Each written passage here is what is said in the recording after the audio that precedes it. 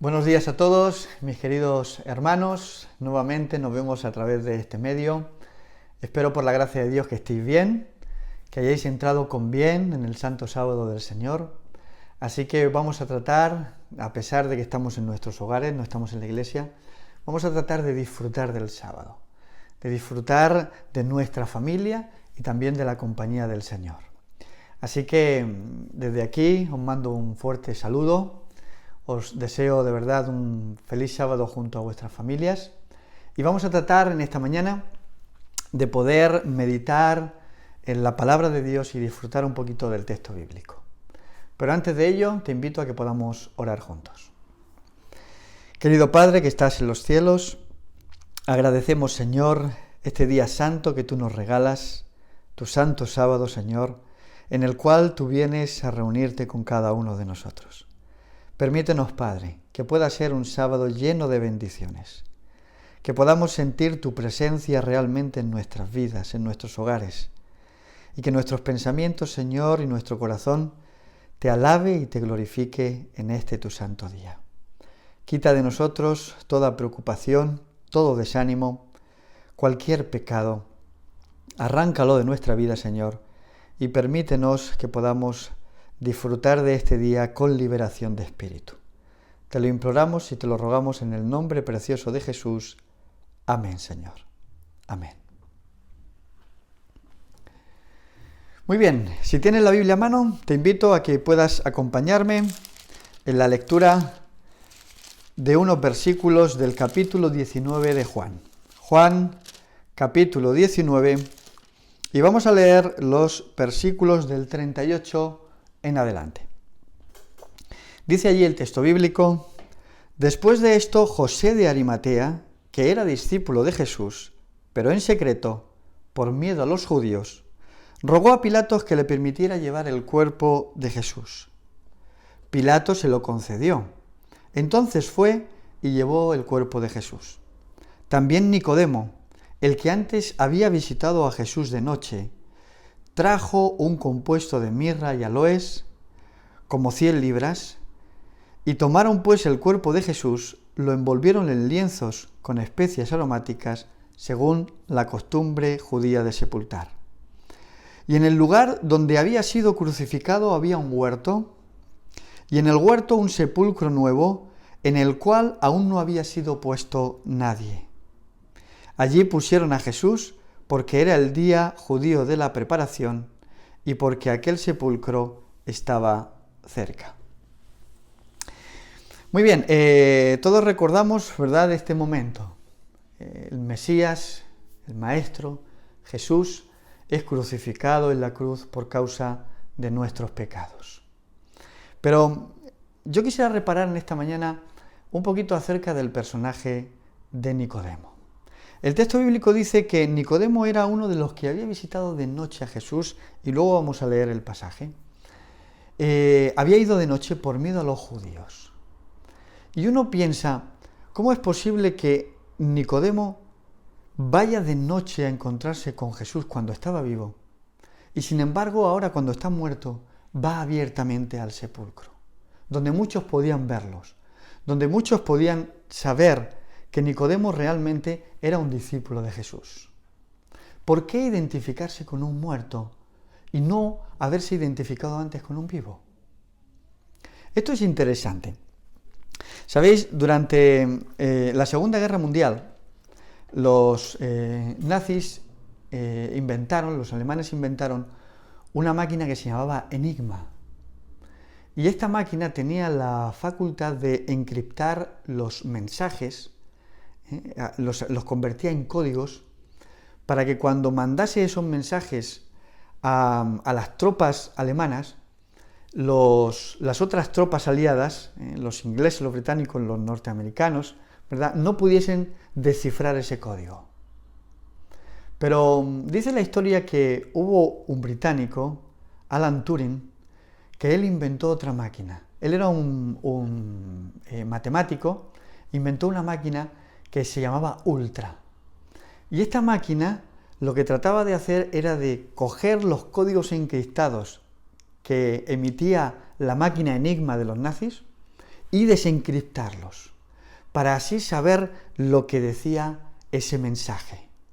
Y así es como pudieron, de alguna forma, ir erosionando terreno a los alemanes y finalmente ganar la guerra. Interesante. Bueno, yo creo que Nicodemo, de alguna forma, él tenía en su mente el mensaje que Dios le había dado ese día, en esa noche, en el Monte de los Olivos, y trataba de descifrar ese código. ¿Qué quería decir el mensaje de Jesús? Ahora lo vamos a leer, pero antes quisiera hablaros un poquito de Nicodemo. ¿Quién era Nicodemo? La palabra de Dios no nos da muchos detalles de él, pero sí que nos dice que era una persona con una cierta posición social. Una persona, pues quizá que tenía un nivel económico elevado.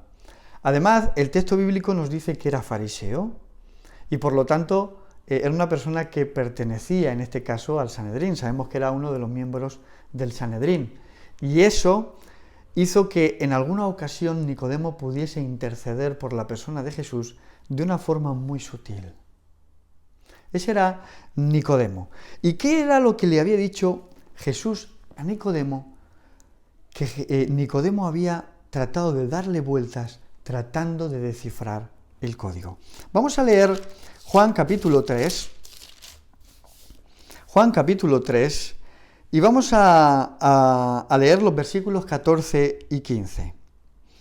Dice allí el texto bíblico, palabras de Jesús: como Moisés levantó la serpiente en el desierto, así es necesario que el Hijo del Hombre sea levantado, para que todo aquel que en él crea tenga vida eterna.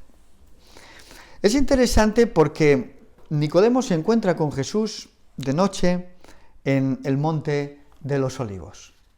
Él es un discípulo, podemos decir, secreto, un discípulo secreto de Jesús. Él seguía a Jesús, pero evidentemente tenía temor, tenía miedo por causa de los judíos.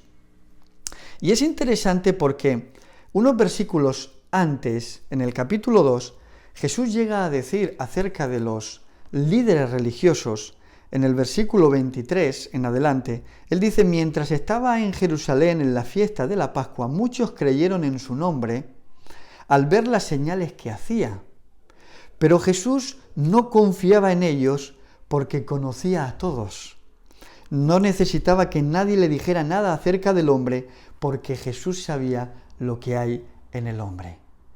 Ahora, si Jesús sabía lo que hay en el hombre, si Jesús conocía a estas personas que habían creído en él, evidentemente también conocía a Nicodemo. Y es interesante porque el espíritu de profecía, Elena White, ella llega a decir acerca de Nicodemo, dice: Jesús reconoció en este dirigente un sincero buscador de la verdad, uno en quien podía fiar o confiar, un conocimiento más claro y más completo de su misión que la mayoría de los hombres. Había muchos hombres, incluso de los discípulos de Jesús, que no iban a entender exactamente estas palabras que Jesús le dijo a Nicodemo. Nicodemo era un estudioso de las Escrituras, era un fariseo, estaba versado, sabía lo que de alguna forma le estaba diciendo Jesús referente a lo de la serpiente de Moisés, conocía bien la historia. Y ahora Jesús ve en Nicodemo, como dice el espíritu de profecía, un dirigente sincero que buscaba la verdad. Y entonces Jesús le revela algo importante, ¿verdad? Jesús le revela ese mensaje que lo señala como el Mesías, ¿verdad?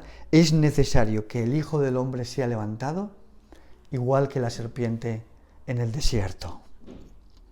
En el mismo comienzo de su ministerio, Jesús había ganado un amigo cuya influencia providencialmente, dice Elena White, dice, torció los planes de los dirigentes que querían terminar prematuramente en la misión de Cristo. O sea que en Nicodemo Jesús encontró a alguien en quien podía confiar. Y le confió algo tremendo, que él era el Mesías realmente prometido por la Escritura. Él era el Mesías que tenía que libertar a Israel. Nicodemo era un discípulo, como hemos dicho antes, secreto de Jesús. había oído las palabras de Jesús, había oído los sermones de Jesús, incluso había presenciado algunos de los milagros de Jesús. Sin embargo, Nicodemo era cauteloso por naturaleza y no se manifestó abiertamente como siervo del humilde Nazareno hasta después de la crucifixión. Ahora sí, ahora nos encontramos en el momento en el que Jesús ha sido crucificado, Jesús ahora ha sido sepultado y Nicodemo está allí como seguidor abierto de Jesús. ¿Qué había pasado? Nicodemo había descifrado el código. Como la máquina de Alan Turing, como la máquina ultra, Nicodemo había relacionado esa serpiente del desierto, la cual todo aquel que la mirase podía ser sanado de las picaduras de las serpientes del desierto. Ahora él ve en esa serpiente a Jesús, aquel que va a ser levantado para que todo aquel que lo mire pueda también tener vida eterna. Es interesante. Y es interesante porque, de alguna forma, todos los discípulos de Jesús habían huido. Se habían escondido. Pero Nicodemo ahora va de una forma abierta. El texto bíblico, ¿verdad?, lo dice bien claro. Mateo 26, dice allí el Señor, dice, heriré al pastor y se dispersarán las ovejas. Y eso es lo que pasó con los discípulos de Jesús. Cuando prenden a Jesús, todos huyen. Y cuando los discípulos ven a su maestro crucificado, se hundieron.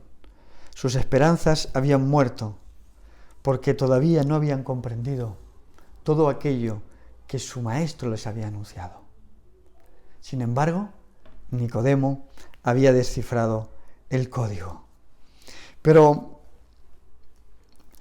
¿por qué poner ahora la confianza en un muerto? ¿Por qué ahora Nicodemo, que identifica realmente a ese Mesías prometido, por qué ahora se identifica con un Mesías muerto? Esto es interesante porque, de alguna forma, la reacción humana es huir. Cuando tu líder, ¿verdad?, cuando un líder cae, ¿qué pasa con los que le siguen a ese líder? Fijaros que hay un versículo, podemos leerlo en 1 Samuel, capítulo 17, versículo 51, donde dice allí la palabra de Dios, dice, entonces David corrió, se puso sobre el filisteo y tomando su espada, ¿verdad?, dice que mató a este filisteo y luego le cortó la cabeza. Y cuando los filisteos vieron muerto a su héroe, ¿qué pasó? Huyeron. Es algo natural. Y los discípulos, de alguna forma, huyeron también, porque vieron a su paladín muerto, vieron a su maestro muerto. Digamos que sus esperanzas se habían venido abajo. Sin embargo, Nicodemo ahora había entendido muchas cosas y en su corazón había esperanza todavía. Todavía había esperanza. Yo no sé si conoces la historia de Rodrigo Díaz de Vivar, conocido como el Cid Campeador. Bueno, cuenta la historia, ¿verdad?, que él gobernaba la ciudad de Valencia por el año 1099. Y dice que mientras se estaba preparando para la siguiente batalla contra los árabes, la ciudad donde el Cid estaba en Valencia estaba rodeada por los árabes. Dice que de alguna forma, mirando, ¿verdad?, contemplando el campo enemigo, dice que una flecha arrojada por los árabes, tirada por los árabes, le impactó al Cid y lo dejó herido de muerte. Sus allegados lo cogieron, lo metieron a su recámara y vieron que la cosa pintaba muy mal. El Cid Campeador estaba próximo a una muerte segura.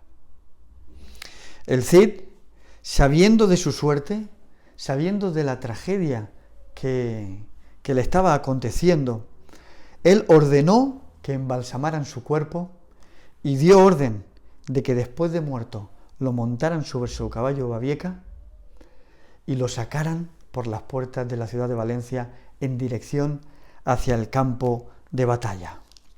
Esa noche cuenta la historia que los tambores árabes resonaban con una algarabía y una alegría, digamos, fuera de lo común.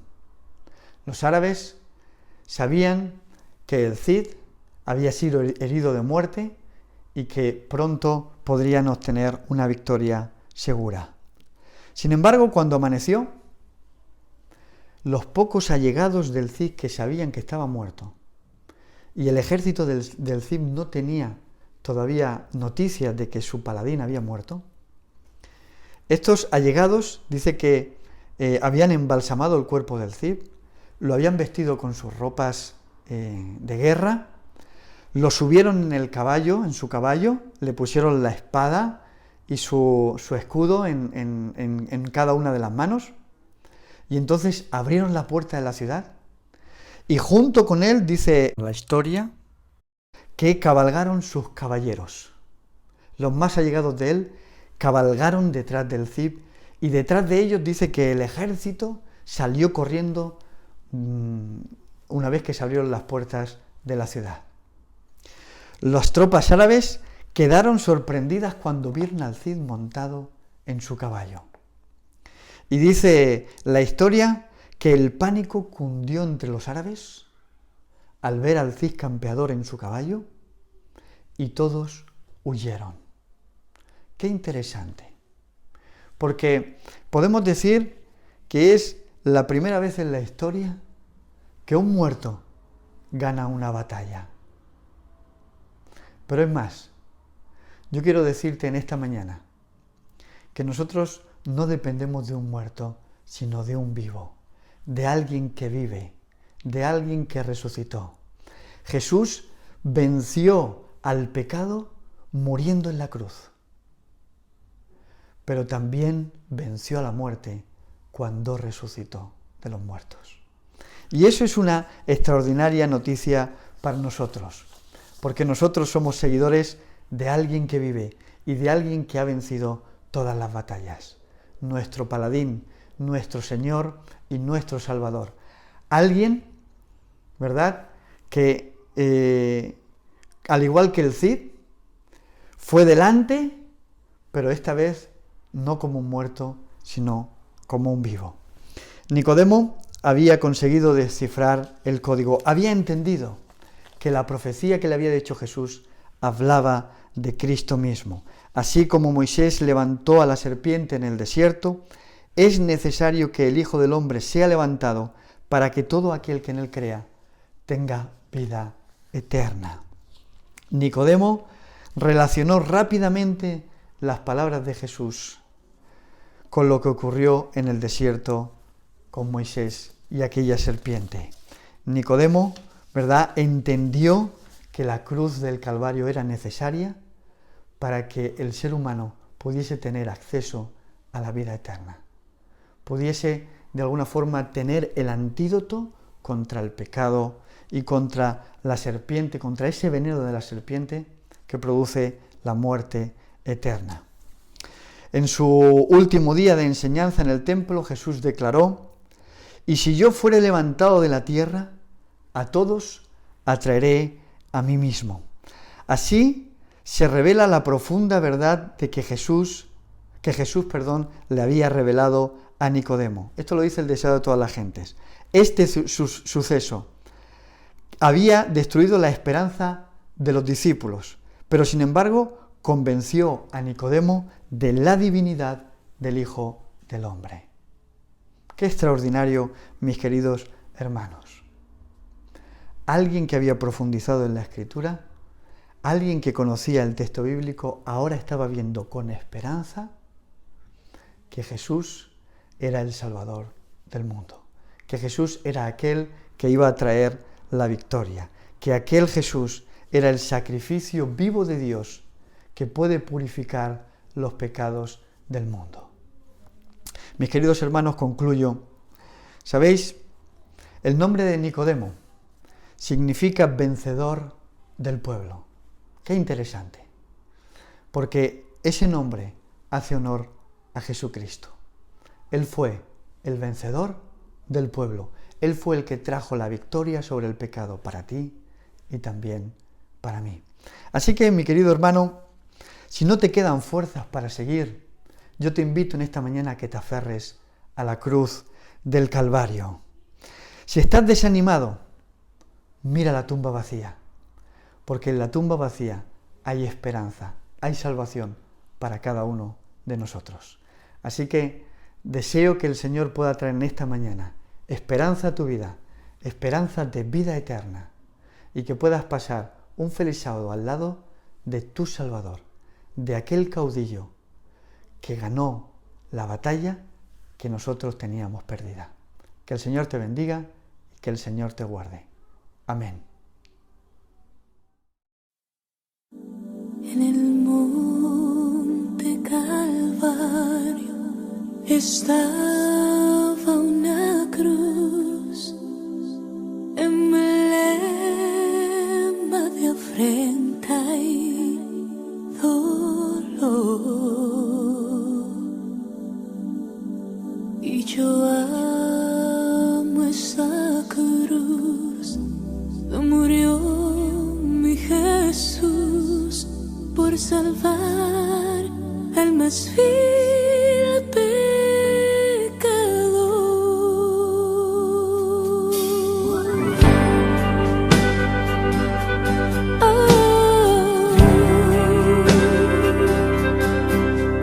Y aunque el mundo desprecie la cruz de Jesús, para mí tiene suma atracción,